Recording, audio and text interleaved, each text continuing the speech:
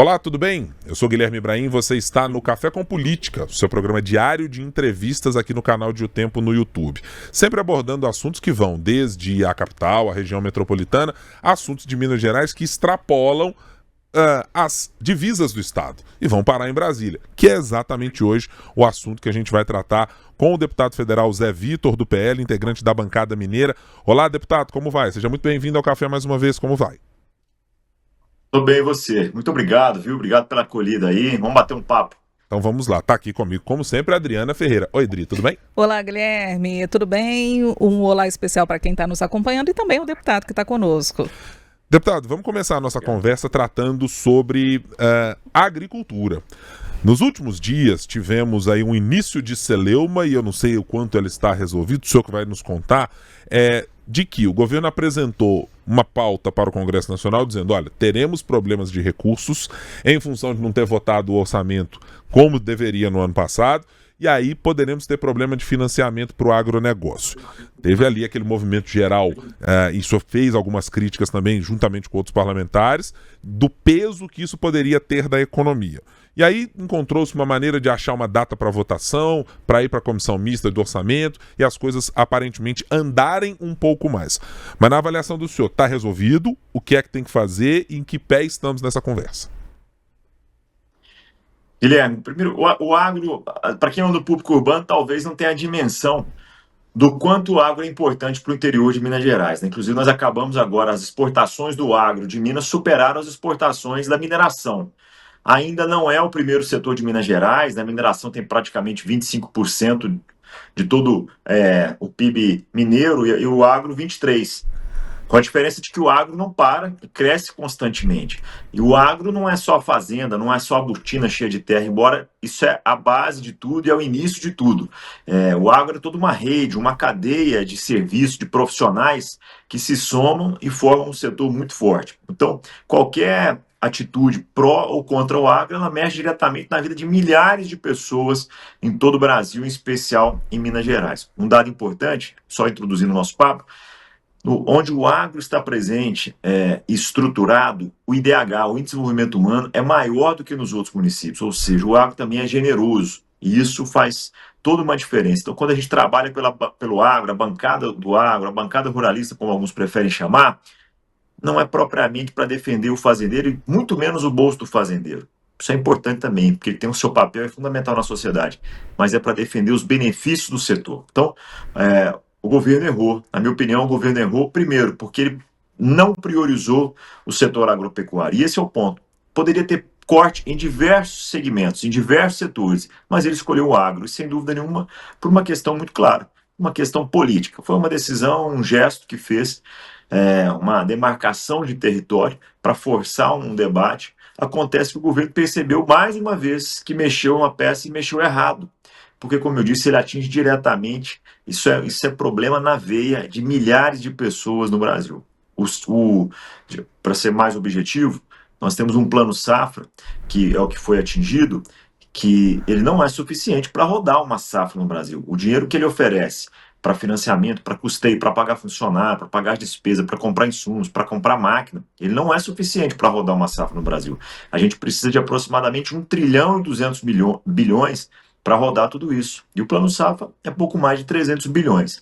Então, e esse valor que cortou é um valor para equalizar o juro, porque o juro é muito alto e com esse juro não dá para trabalhar na roça. Não dá para trabalhar, na verdade, em quase lugar nenhum.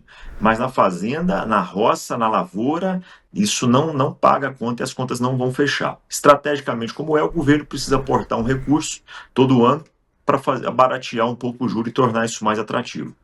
Nós estamos no final de uma safra, preparando para o início da outra, nos assusta porque isso é um indicativo de que nós podemos ter problema na próxima safra. Ainda não dá para ter dimensão se o recurso, esses 4 bilhões serão suficientes, vamos precisar de um pouco mais alguns dias para ver o quanto de crédito ainda vai ser demandado, mas é um alerta político, que nós precisamos reajustar a rota para não desqualificar e desamparar esse setor que é tão estratégico para o Brasil. Deputado, de certa forma, todo esse episódio, além da crise dos alimentos, o senhor acredita que pode minar aí a relação com o ministro Carlos Fávaro? Inclusive, ele já está sinalizando uma possível saída e disse, declarou que a frente parlamentar do agro acabou virando a frente parlamentar da oposição. Queria uma análise do senhor. Tá bom, essa é uma opinião dele. Eu particularmente gosto muito do Fávaro, da pessoa do Fávaro, mas pressionado de um lado pelo setor produtivo, que precisa de respostas e de amparo, e pressionado por outro, para o governo, que não tem na sua filosofia um trabalho pró-setor produtivo, desconsidera toda a necessidade de apoiar e construir um setor produtivo forte, que isso significa emprego, significa renda, principalmente no interior do Brasil. O Fávaro se sentiu pressionado e acho que errou também, porque o setor que poderia apoiá-lo, ou o lado dessa história que poderia apoiá-lo, é o lado do produtor e do trabalhador rural, que estava com ele nessa briga. Quando ele desqualifica a Frente Parlamentar da Agropecuária, são vários parlamentares, deputados e senadores que se unem em torno do agro, acho que ele perdeu um esteio que ele poderia ter conquistado. A relação nunca foi harmoniosa, mas nunca foi conflituosa.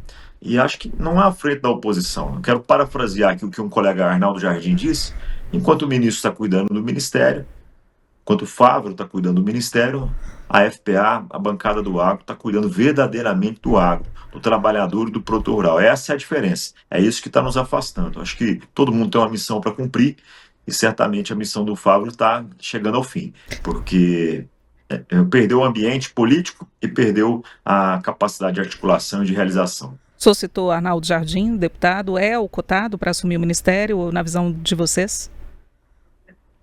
Seria um grande nome. Nós da frente certamente não faremos indicação ou esforço nenhum para que seja nome algum. O Arnaldo é um grande amigo, um amigo pessoal mesmo. Vários pontos nos unem, inclusive uma relação pessoal de amizade. Ele a princípio não demonstrou o menor interesse em participar, porque certamente o governo não daria a ele o amparo necessário. Se a gente voltar no tempo, a gente viu uma Tereza Cristina levando o ministério, depois com o nosso amigo Marcos Montes, a um patamar muito alto. Era um ministério de primeiro escalão mesmo, de primeira força, de primeira linha, porque jogava de igual para igual e tinha um presidente e outros ministros que entendiam a força e a necessidade de apoiar esse setor. Agora, não é prioridade para esse governo. E aí, então, qualquer um que sentar naquela cadeira vai ter dificuldades de negociar com o Ministério da Fazenda, embora o Haddad tenha dado sinais de que quer conversar, mas o próprio presidente não tem na sua essência, acho que a grandiosidade que é o agro para o Brasil. Enxerga apenas como adversário político, mas é um adversário político em determinados momentos. É adversário quando o presidente estimula e apoia movimentos de invasão de terra, quando não toma atitudes claras e ágeis a favor do produtor rural. Acho que aí a gente realmente diverge. E ao invés de convergirmos, o governo tem tentado se afastar de nós. A reforma ministerial que está acontecendo neste momento no governo do presidente Lula, a conta-gotas, e com ministérios que não são ligados a setores como agro e tantos outros, pelo menos com uma mudança efetiva, ele abre alguma janela de oportunidade para repactuar minimamente a relação, deputado? E eu lhe pergunto porque, óbvio, os interesses do agronegócio e da bancada que o representa suplantam se são PT, se são do PL, se são do PP, se são do PSD ou de quem quer que esteja comandando o país. Mas tem alguma janela aberta para melhorar essa relação, ocupando ou não espaço dentro do governo? Acredito que sim. Ocupando espaço do governo, não. Eu acho que isso não é o interesse da bancada e nós não vamos trabalhar por isso, não é o objetivo. A gente quer ver a coisa acontecendo. Nós temos pontos que nos afastam. Como eu disse, essa pompa e circunstância toda para os membros dos movimentos sem terra, daqueles que não respeitam a propriedade rural, que frequentemente ameaçam, inclusive ameaçam nesse ano mais uma vez ter um grande abrigo vermelho, um movimento de invasão, essa falta de uma política clara sobre a questão ambiental. Nós não queremos flexibilizar, colocar em risco a questão ambiental, nós só queremos racionalizar, e essa morosidade, burocracia interessa muito poucos, interessa a quem de fato vive da burocracia, a questão de regularização fundiária como um todo, essa questão de terras indígenas, enfim, falta um plano para o Brasil. E quando falta um plano para o Brasil, o agro também não se sente representado. Eu já disse 2 vezes que o governo errou, a meu ver, e vou dizer a terceira. O governo errou, agora tudo indica que a Gleisi deve ser a próxima a secretária de Relações Institucionais, o que equivale ao Ministério de Relações Institucionais, sucedendo o ministro Padilha. Acho que aí o governo se fecha de vez em torno de uma ideia, de um ideal, que não é um ideal macro, aquele que de fato é capaz de unir e conduzir o Brasil. E a respeito dessa reforma ministerial, deputado, há confirmação de que a Gleisi Hoffmann, deputada, ela vai ocupar a secretaria, o Ministério, né, de Relações Institucionais, ocupado anteriormente pelo ministro Padilha, que agora está na Saúde. É a saída para tentar minimamente estabelecer uma relação, melhorar essa relação com o parlamento? Como que o senhor vê a entrada dela nesse cenário? Não vejo com bons olhos, né? Primeiro, é um perfil duro, um perfil muito ligado às raízes do PT e que acaba repelindo muitos daqueles que poderiam estar próximos, pelo método de trabalho, pelo histórico de relacionamento. Haveriam outros nomes dentro do próprio PT que poderiam ocupar esse espaço. Em certo momento ventilou-se o nome do Zé Guimarães, que seria um nome até mais adequado. Eu não quero indicar e avalizar ministro nenhum nesse governo, porque discordo muito do método como as coisas têm sido conduzidas. Mas há de convir que há outros nomes do PT, e principalmente de outros partidos, ou de partido nenhum, se é que pode existir alguém com essa habilidade disponível para enfrentar uma bronca como essa, mas ali precisava de um perfil mais agregador, apaziguador, que desse resultados. Nós temos alguns bons nomes em Brasília, bons nomes dentro do próprio governo, que se eu fosse o governo, teria feito uma avaliação interna, uma peneira interna para encontrar alguém com um perfil que pudesse ser mais de diálogo, mais de construção. E essa pessoa certamente não é a Gleisi. Por falar em construção, deputado, eu quero abordar um assunto que vai exigir, ou está exigindo, construção de determinados governadores da região central e da região sul do país, da região sudeste, que é em torno da proposta do Propag. Já tivemos manifestações feitas pelo governador de Minas Gerais, Romeu Zema, primeiro isoladamente, depois de uma maneira acoplada aos demais interesses de Rio de Janeiro, de São Paulo, do Rio Grande do Sul, do estado de Goiás. A posição do governador variou entre, primeiro, ser contrário, a favor da derrubada, portanto, de todos os vetos, depois mudando de posição e tendo pelo menos ali a aceitação de um ou outro deles. Minha pergunta é no sentido de saber o quanto da intenção do governador já foi vocalizada para a bancada mineira. Já deixou claro exatamente o que ele quer, o que ele gostaria. E aí, se o senhor quiser dividir a resposta em duas partes. Primeiro, este ponto, e o segundo. O que o senhor especificamente pensa sobre a proposta? Tem que derrubar todos os vetos? Tem que manter algum? Tem que respeitar a decisão que a Câmara colocou nessa conversa? Como é que o senhor está avaliando? Bom, eu acho que primeiro é isso. A Câmara, ela fez um grande debate e esse assunto vem se arrastando há algum tempo. Acho que sim, que nós temos vetos que poderiam ser derrubados, 4 em específico. O governador Zema, depois de uma alta avaliação, em um debate com outros governadores e secretários de outros estados, chegou à conclusão de que nem todos deveriam ser ou poderiam ser derrubados. Enfim, há também ali um ponto de equilíbrio entre a necessidade e a capacidade de derrubar um veto como esse. Não é fácil, o governo certamente vai trabalhar também para poder manter a sua ideia e assegurar que os vetos sejam mantidos, mas a meu ver, alguns vetos precisam ser sim derrubados. Em resumo, o que eu penso disso? Nós precisamos criar condições para que os estados continuem a oferecer bons serviços a tempo e a hora, porque a gente tem a condição de manter os servidores públicos bem remunerados, com uma perspectiva de desenvolvimento da sua carreira. Esse projeto não pode ser uma armadilha, não pode ser uma agiotagem disfarçada de um favor, porque não é. De fato, é uma dívida histórica que Minas e outros estados têm.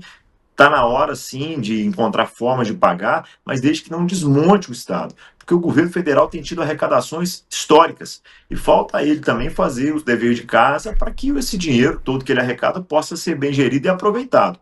Os estados têm passado momentos mais difíceis do que o governo federal, e em especial Minas Gerais, que precisa de um fôlego para respirar. Então, é um projeto, é um programa de recuperação, não pode ser uma agiotagem. Tem sim que criar mecanismos para que o Estado sobreviva e que possa ser cada vez mais eficiente. Deputado, o senhor citou agora há pouco a falta de uma política ambiental do governo mais assertiva. E o senhor foi relator na Câmara do projeto que estimula a geração de energia eólica, em alto mar. E há vetos para serem derrubados e o senhor acredita que não vai ter problema em derrubá-los. Eu queria que o senhor falasse a respeito dessa política, de que forma que ela pode ser mais assertiva, até mesmo para incentivar políticas que possam, de certa forma, ajudar e auxiliar nesse processo de transição energética. Bom, primeiro, eu acho que isso é uma das pautas principais do país e, nesse ponto, eu reconheço que o governo tem feito seus esforços para tratar dessa questão da transição energética. Especificamente, esse projeto eólico offshore, que é energia fora da terra, pode ser no mar, que é o mais comum, pode ter sim rios, mas que não é muito comum aqui para nós. E dentro dele há outros tantos projetos a pensar, mais de 170. Há uma confusão, uma mobilização política que eu preciso respeitar. Algumas entidades, alguns órgãos se manifestando contrários a determinado ponto, e é natural da política. A bancada do Rio Grande do Sul defende do Rio Grande do Sul, do Santa Catarina e do Paraná, defende a ideia de renovação de contrato de algumas térmicas a carvão. É uma questão muito local deles, que ela já estava em funcionamento, e, enfim, eles pedem, então, para que seja renovado esse contrato. Foge um pouco disso que é energia renovável, mas nós temos dois pontos. Primeiro, a diversificação energética, e segundo, a transição energética. Na medida em que a gente tem várias opções de fonte de energia, a gente precisa respeitar. Mas é claro que esse processo precisa estimular e financiar, na verdade, essa transição. Não dá para acabar, desligar o interruptor e de repente acabar com tudo isso. Há um plano que precisa ser estabelecido e essa é a minha visão, caminhando para essa transição. Ali também há pontos relacionados a gás, a PCHs, que são pequenas centrais hidrelétricas. Há uma grande discussão por trás desse projeto, mas na essência, o que nós queremos e devemos tratar, isso é coletivamente, vez ou outra vamos divergir de algum ponto, é natural, mas a transição energética é uma das pautas principais. Com o desenho hoje mundial dos presidentes, inclusive do presidente Trump, essa pauta precisa ser realinhada e esses acordos precisam ser rediscutidos. Do contrário, não vai ter efetividade. Se as duas maiores potências, são Estados Unidos e China, não participarem das decisões e da implantação de um novo método, de um novo padrão de consumo, de um novo padrão de desenvolvimento, de uma modernização do setor produtivo, nós não veremos mudanças significativas no planeta e não teremos essa tão sonhada e desejada e necessitada transição energética. A gente já está caminhando aqui para o finalzinho da entrevista, deputado, mas eu queria abordar com o senhor, já que o senhor falou em Estados Unidos e já que o senhor falou em Donald Trump, presidente dos Estados Unidos, e essas tarifas impostas aqui aos nossos produtos, de que forma também que pode afetar o agro, os alimentos que já estão caros por aqui. Qual que é a sua perspectiva, a sua visão? Adriana, acho que primeiro nós não podemos nos fragilizar diplomaticamente. Nós temos um país, temos história, temos identidade, e isso precisa ser respeitado. Qualquer que seja o presidente, de qualquer que seja a sua cor partidária. O presidente brasileiro tem um objetivo, defender o Brasil e os brasileiros. Esse é um ponto principal.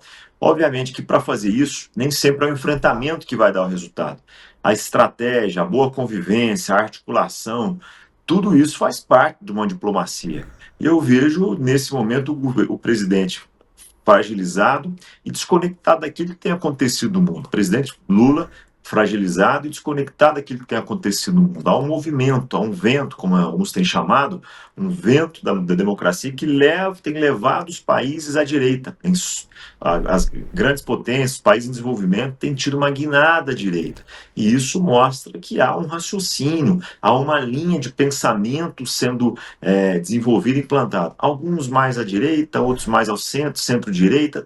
Enfim, cada um com as suas particularidades. Mas o presidente precisa entender que esse é um cenário mundial e não é um enfrentamento. Agora é que a gente precisa de ver, de fato, essa sua capacidade de articulação e proteger o Brasil. Taxações e exportações não são bem-vindas, elas é o que nós precisamos vencer e a gente precisa fazer isso de forma inteligente e democrática, pensando primeiramente no Brasil. Nós conversamos com o deputado federal Zé Vitor, do PL, deputado integrante da bancada mineira. Deputado, muito obrigado mais uma vez pela gentileza, a boa conversa aqui para tratarmos de alguns assuntos. E o nosso papo é sempre variado no Café com Política, porque fica acumulando muita coisa, a gente tem que abordar de tudo, mas sempre contando com a participação dos parlamentares mineiros neste bom debate, nesta boa conversa política. Obrigado mais uma vez, deputado. Valeu, Guilherme. Muito obrigado, viu? Muito obrigado, Adriano. Uma boa tarde para vocês aí, um bom trabalho para todos. Obrigada. Conversamos com o deputado federal Zé Vitor, do PL de Minas, agradecendo também a companhia aqui do Guilherme, a sua companhia. Você que está nos acompanhando aqui no YouTube de O Tempo, você sempre acompanha o Café com Política por aqui, tá bom? Sempre às 8h30 tem um café inédito para você. Você pode se inscrever no nosso canal, deixe o seu like, compartilhe a nossa transmissão. Fique conosco sempre. Até a próxima.